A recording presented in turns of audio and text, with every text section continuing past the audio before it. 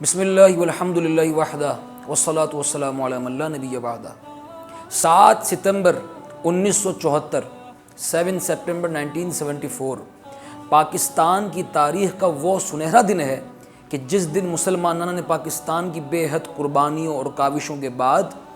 ذوالفقار علی بھٹو کے دور حکومت میں اور علامہ شاہ احمد نورانی صدیقی رحمہ اللہ کی قیادت میں پاکستان کے آئین میں مرزائیوں کو، کہ جنہیں قادیانی اور احمدی بھی کہا جاتا ہے، غیر مسلم اقلیت قرار دیا گیا۔ ملعون، یہ جھوٹے، یہ خبیث کافر تو پہلے ہی تھے، لیکن اس دن پاکستان کے آئین نے بھی انہیں کافر قرار دیا۔ ہوا کچھ یوں کہ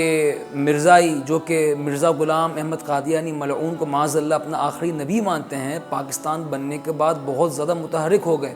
انہوں نے ختم نبوت پر پے در پہ حملے کرنا شروع کر دیے۔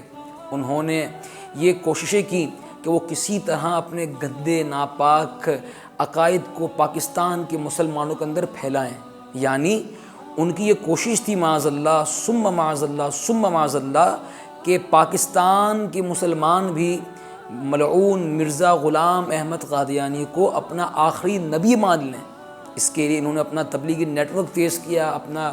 لٹریچر تقسیم کرنا شروع کیا، اور بالخصوص جو ان کے علاقے تھے ربوہ وغیرہ، وہاں جب مسلمان جایا کرتے تو ان کو تبلیغ کرتے، انہیں اپنا لٹریچر تقسیم کرتے، اور جب وہ مزاحمت کرتے تو وہ ان پر ان کے ساتھ بدترین رویہ اختیار کرتے اور ان پر بدترین تشدد کرتے۔ جہاں ایک طرف یہ خبیث، یہ ملعون، یہ جھوٹے سرگرم تھے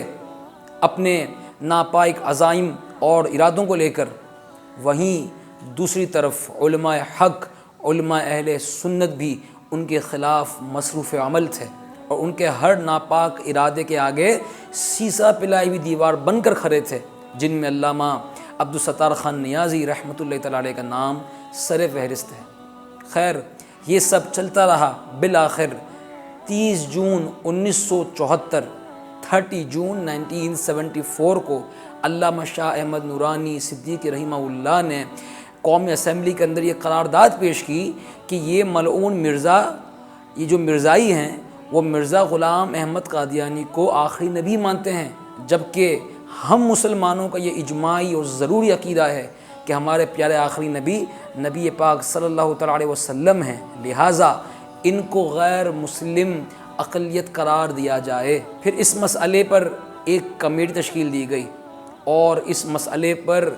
2 ماہ تک گھنٹوں کیمرے کے سامنے بحث چلتی رہی، اور جیسا کہ ان بدبختوں کی خواہش تھی، ان کو بھی اس میں بحث کرنے کا مکمل موقع دیا گیا، اور کمیٹی اس بات کی پابند تھی حکومت کی طرف سے کہ اس بحث کو کہیں بھی نشر نہ کیا جائے۔ ویسے تو تمام ہی مکاتب فکر کے علماء اور سیاستدان علامہ شاہ احمد نورانی صدیق رحمہ اللہ کے ساتھ تھے، ان کے ہمراہ تھے، ایک پیج پر تھے۔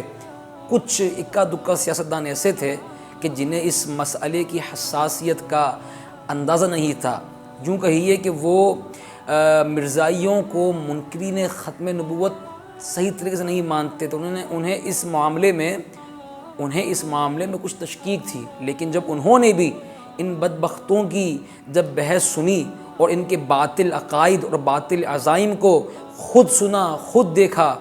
تو وہ بھی بغیر کسی تاخیر کے علامہ شاہ احمد نورانی صدیق رحمہ اللہ کے پرچم تلے آ گئے، اور 7 ستمبر 1974 کو پوری پارلیمنٹ نے، پوری قومی اسمبلی نے متفقہ طور پر یہ بل پاس کیا کہ قادیانی، احمدی، مرزائی غیر مسلم اقلیت ہیں، کافر ہیں۔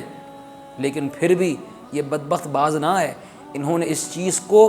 ہائی کورٹ، سپریم کورٹ میں چیلنج کر دیا، لیکن الحمدللہ انہیں وہاں بھی شکست کا سامنا کرنا پڑا۔ پھر آگے جا کر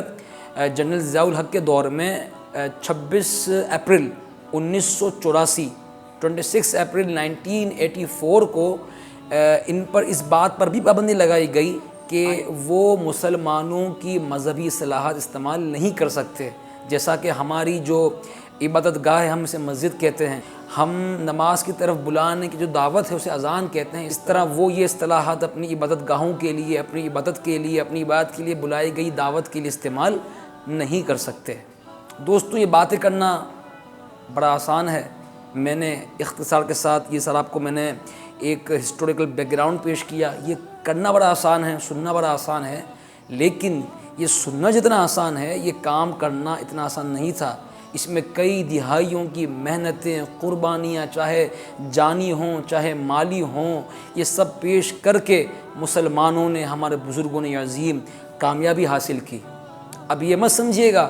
کہ قادیانی ختم ہو گئے، چلے گئے، اب قادیانی ہے ہی نہیں۔ قادیانی اس وقت بھی چند تھے، اب بھی موجود ہیں،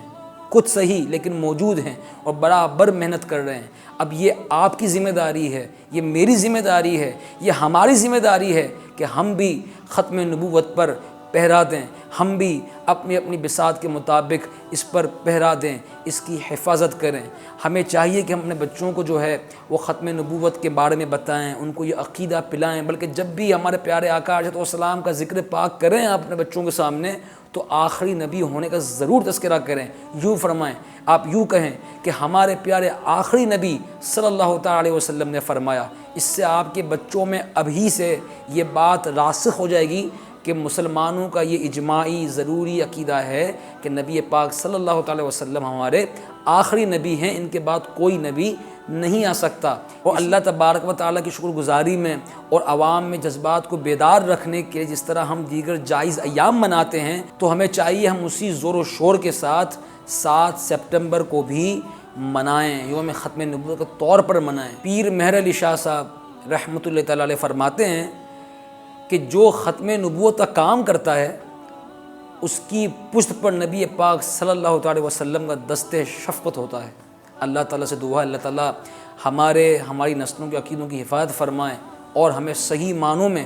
دین اسلام کی خدمت کرنے کی توفیق عطا فرمائے۔ اللہم آمین بجاہ خاتم النبیین صلی اللہ تعالی علیہ وسلم۔